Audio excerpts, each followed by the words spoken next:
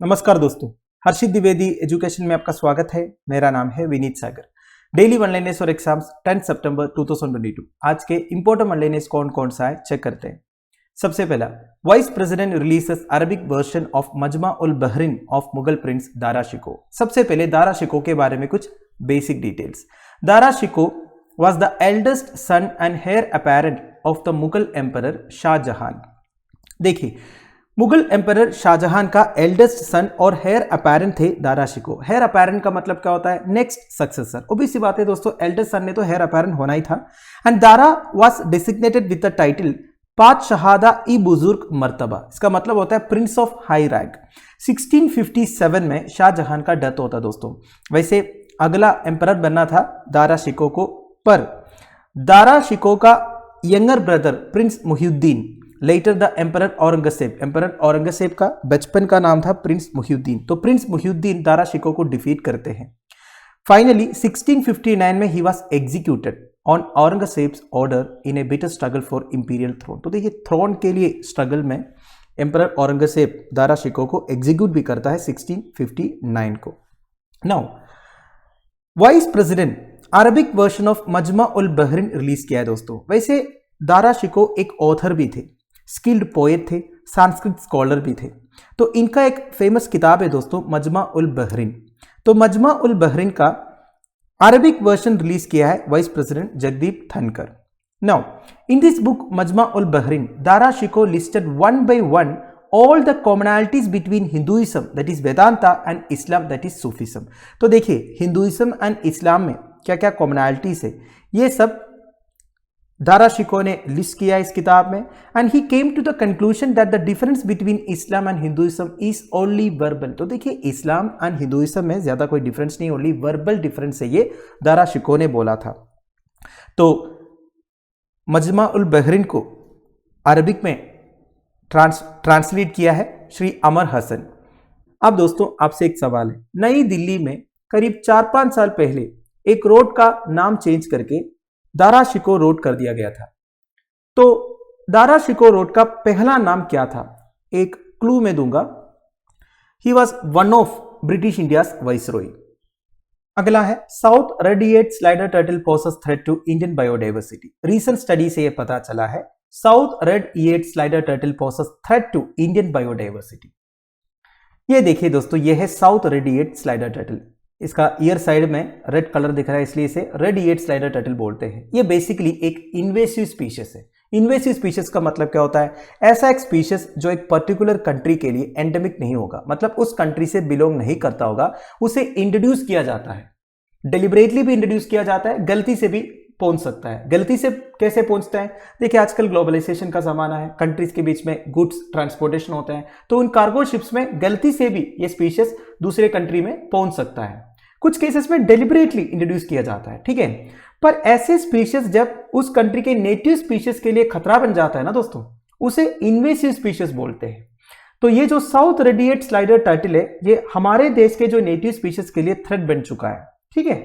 Now actually ये red-eared slider turtle native है south eastern USA and Mexico का, but it has found its way across the globe including India through the trade of exotic animals. देखिए दोस्तों, exotic animals का trade होता है countries के बीच में, तो ऐसे ये इंडिया में भी पहुंच गया था। पर आजकल इंडिया में ये साउथ रेड-ईयर्ड स्लाइडर टर्टल का पॉपुलेशन बढ़ गया है दोस्तों। In India, keeping indigenous turtles as pets is prohibited under the Wildlife Protection Act। देखिए, वाइल्ड लाइफ प्रोटेक्शन एक्ट 1972 के बारे में आपको पता होगा, काफी बार हमने डिस्कस किया है। तो वाइल्ड लाइफ प्रोटेक्शन एक्ट 1972 के अंडर इंडिजिनियस टर्टल्स को as पेट्स रखना प्रोहिबिटेड है, ठीक है। इंडिजिनियस टर्टल को मतलब जो इंडिया से बिलोंग करते हैं, पर फॉरेन टर्टल्स को आप as पेट्स रख सकते हो। तो कुछ लोग बाहर से जो एक्सोटिक एनिमल सेलेक्ट टर्टल्स वगैरह को एज पेट्स खरीदते हैं और घर में रखते हैं। ये गलती से बाहर गया होगा और फिर क्या हो गया? स्प्रेड हो गया, ठीक है। So the species is considered one of the world's 100 worst invasive non native species. तो देखिए, दुनिया का 100 worst invasive non native species में से एक है ये जो रेड-ईयर्ड स्लाइडर टर्टल जो है। वैसे देखिए, इन्वेसिव स्पीशीज के बारे में एक डिटेल्ड वीडियो चैनल में अवेलेबल है, आप हर्षित द्विवेदी नाम के साथ सर्च कर सकते हो। इंडिया में 29 फ्रेश वाटर टर्टल्स है दोस्तों एंड टोटोइज स्पीशीज है। Of the 356 turtle species recognized worldwide and 80% of them are threatened. देखिए दुनिया भर में 356 टर्टल स्पीशीज है, उसका 80% ऑलरेडी थ्रेटेंड है। International union of conservation of nature का थ्रेटेंड क्लासिफिकेशन दिया हुआ है 80% ऑफ टर्टल्स को। वैसे इंडिया में कितने हैं? 29 fresh water turtle species, sorry turtle and टोटो स्पीशीज है। नाउ इंडिया में कहां कहां ये दिखते हैं दोस्तों? This is important. Sukhna lake in Chandigarh, temple ponds of Guwahati, lakes of Bengaluru, Sanjay Gandhi national park in Mumbai and Yamuna river in Delhi. ठीक है, अगला है doctor Asghar Wajahat awarded with 31st व्यास सम्मान। 31st व्यास सम्मान कन्फर किया गया to well known Hindi writer doctor Asghar Wajahat. He has been chosen for the prestigious award for his play Mahabali. तो महाबली करके इनका एक प्ले है दोस्तों, जिसमें Mughal emperor Akbar and poet Tulsidas को फोकस किया हुआ है। इसके लिए इन्हें व्यास सम्मान अवार्ड, व्यास सम्मान मिला है। ठीक है, नाउ व्यास सम्मान के बिरला फाउंडेशन देते हैं दोस्तों for outstanding literary work in Hindi authored bye an Indian citizen published during the last 10 years. तो देखिए लास्ट 10 ईयर्स में जितने आउटस्टैंडिंग लिटरेरी वर्क्स पब्लिश हुआ है हिंदी में और राइटर इंडियन सिटीजन होना चाहिए, उनको के बिरला फाउंडेशन देते हैं व्यास सम्मान जो है।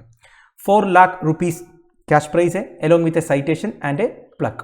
1991 में व्यास सम्मान इनिशिएट किया गया था और इनॉग्रल व्यास सम्मान मिला था 1991 में रामविलास शर्मा को फॉर हिज वर्क भारत के प्राचीन भाषा, परिवार और हिंदी। और 30th व्यास सम्मान मतलब लास्ट ईयर का व्यास सम्मान मिला था प्रोफेसर शरद पगरे को for his novel title Pataliputra की सम्राज्ञी। अगला है Rajasthan launches 100 day job scheme for urban areas. Rajasthan chief minister Ashok Gehlot साहब ने लॉन्च किया है Indira Gandhi urban employment scheme along the lines of the MNREGA to provide 100 days of employment a year to families in urban areas. तो urban areas में जितने families रहते हैं दोस्तों, उन्हें साल में 100 डेज का जॉब गारंटी दिलाने के लिए राजस्थान चीफ मिनिस्टर अशोक गहलोत साहब ने लॉन्च किया है Indira Gandhi urban employment scheme. देखिए मनरेगा के बारे में आपको पता होगा, ऑलरेडी सेंट्रल गवर्नमेंट का मनरेगा स्कीम है दोस्तों, पर देखिए राजस्थान में कांग्रेस की सरकार है तो वो बीजेपी के जितने स्कीम्स है उसे इतना सपोर्ट नहीं करेगा। तो basically Rajasthan chief minister Ashok Gehlot साहब को थोड़ा सा पॉलिटिकल माइलेज मिलने के लिए उन्होंने लॉन्च किया है Indira Gandhi urban employment scheme. ठीक है, नाउ इसमें भी मनरेगा जैसा है दोस्तों, साल में 100 डेज का जॉब एम्प्लॉयमेंट गारंटी है। तो more than 4 lakh people already register किया है स्कीम के अंडर, जॉब कार्ड्स इश्यू किया है 2.5 लाख को और पहले ही दिन में 40,000 पीपल को जॉब्स मिला है।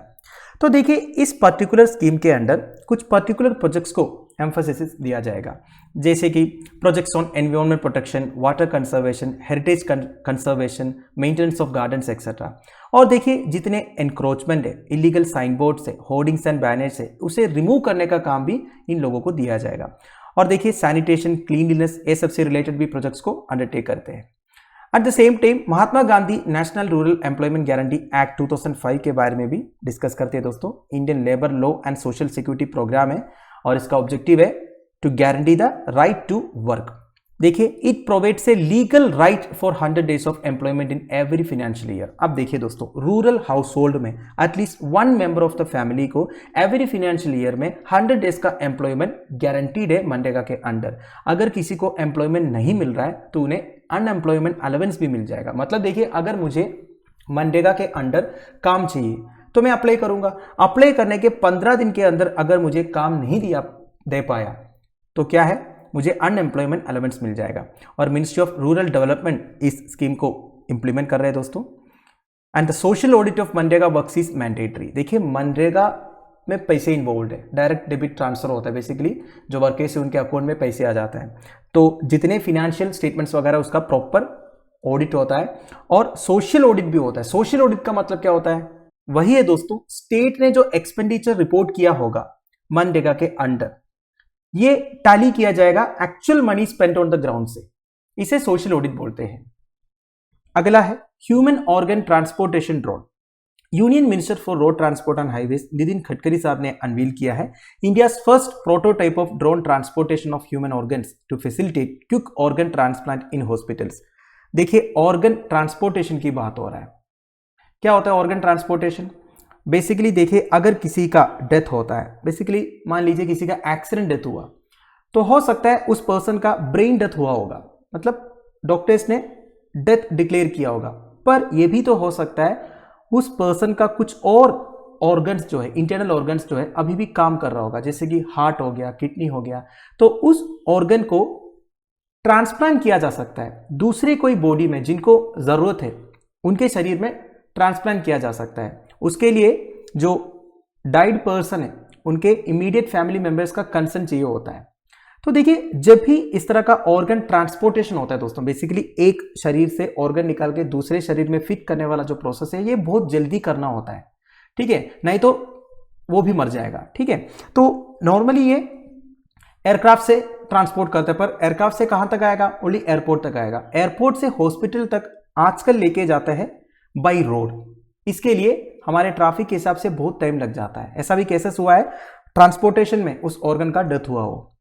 तो ये टाइम को रिड्यूस करने के लिए अभी ड्रोन्स इंट्रोड्यूस किया है दोस्तों। ये जो ड्रोन्स है इससे ऑर्गन ट्रांसपोर्टेशन हो सकता है एयरपोर्ट से कहां तक? हॉस्पिटल तक। तो इसका मैक्सिमम रेंज है 20 किलोमीटर। तो एयरपोर्ट के 20 किलोमीटर आसपास हॉस्पिटल है तो ये ड्रोन काम आएगा। वैसे India ranks third in the world after US and China with A maximum of 17,000 to 18,000 solid organ transplants every year. तो देखिए दोस्तों, हर साल इंडिया में 17,000 से लेके 18,000 तक सॉलिड ऑर्गन ट्रांसप्लांट्स होता है। सबसे ज्यादा होता है यूनाइटेड स्टेट्स ऑफ अमेरिका में, सेकंड चाइना में, ठीक है। नाउ वैसे देखा जाएगा तो इंडिया को हर साल 6 लाख किडनी डोनेशंस की जरूरत है, पर इंडिया में केवल 6,000 किडनी ट्रांसप्लांट्स होते हैं दोस्तों। और नंबर ऑफ हार्ट ट्रांसप्लांट्स कितना होता है? करीब 500 हार्ट ट्रांसप्लांट्स भी होता है इंडिया में। Final news, rules relaxed to encourage IAS IPS officers to serve in Jammu and Kashmir.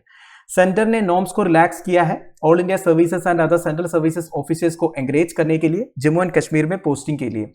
वैसे 2019 में union territory of Jammu and Kashmir form होने के बाद उधर ऑफिसर्स का शॉर्टेज है दोस्तों, इसलिए सेंट्रल गवर्नमेंट ने इस तरह नॉर्म्स को रिलैक्स किया है। वैसे दोस्तों आप सबको पता होगा ऑल इंडिया सर्विसेज कौन कौन सा है? Indian administrative service, Indian police service and Indian forest service. तो ऑल इंडिया सर्विसेज के जो ऑफिसर्स है इनका कैडर एलोकेट होता है कि नहीं? एक एक स्टेट का कैडर एलोकेट होता है। अगर उन्हें दूसरे स्टेट में डिप्यूटेशन में जाना है तो इसके लिए काफी स्ट्रिक्ट रूल्स एंड रेगुलेशंस था। तो जम्मू एंड कश्मीर में शॉर्टेज की वजह से अगर जम्मू एंड कश्मीर में पोस्टिंग चाहिए किसी को, इसके लिए ज्यादा रूल्स एंड रेगुलेशंस अभी नहीं है, नॉर्म्स को रिलैक्स किया गया है, ठीक। तो इसमें सबसे इंपॉर्टेंट पॉइंट है कूलिंग ऑफ पीरियड की जरूरत नहीं है। बेसिकली क्या है ना, एक कैडर एलोकेट होने के बाद पर्टिकुलर टाइम के लिए उस कैडर में सर्व करना होता है, उसके बाद ही आप डेप्यूटेशन के लिए अप्लाई कर सकते हो। तो ये कूलिंग ऑफ पीरियड वाला जो रिक्वायरमेंट था उसे निकाल दिया गया, ठीक है। तो union personnel minister Jitendra Singh साहब ने बोला है the deputation rules have been relaxed by the department of personnel and training. वैसे दोस्तों देखिए, जितने all India services and other central service offices के जो सर्विस नॉर्म्स वगैरह फॉर्मुलेट करते हैं department of personnel and training, तो इस रिलैक्सेशन की वजह से 22 ऑफिसर्स को ऑलरेडी पोस्ट किया है जम्मू एंड कश्मीर में, जो various services and different cadres से बिलोंग करते हैं। नाउ मैंने आपको पहले ही बोला 2019 में union territory of Jammu and Kashmir का फॉर्मेशन के बाद उधर ऑफिसर्स की कमी रहा है, इसलिए department of personnel and training ने क्या किया था, Jammu and Kashmir administrative services officers को इंडियन एडमिनिस्ट्रेटिव सर्विस में इंडेट किया था। Recently 16 officers from the JKAS को इंडेट किया IAS में, and another 8 such vacancies will be filled up shortly, giving opportunities to the JKAS officers। तो देखिए ऑलरेडी 16 JKAS ऑफिसर्स को इंडेट किया है इंडियन एडमिनिस्ट्रेटिव सर्विस में, और 8 वैकेंसीज है उसे भी फिलअप किया जाएगा दोस्तों। तो बेसिकली इसका क्राइटेरिया है Jammu and Kashmir administrative service में जिन्होंने 12 साल का सर्विस कंप्लीट किया है वो IAS के लिए अप्लाई कर सकते हैं। तो दोस्तों दैट्स इट। आई होप आपको वीडियो इन्फॉर्मेटिव लगा होगा। लेक्चर की PDF एज यूजुअल आपको टेलीग्राम चैनल में मिल जाएगा, जिसका लिंक नीचे डिस्क्रिप्शन बॉक्स में प्रोवाइडेड है। Thank you for watching, bye bye, have a nice day.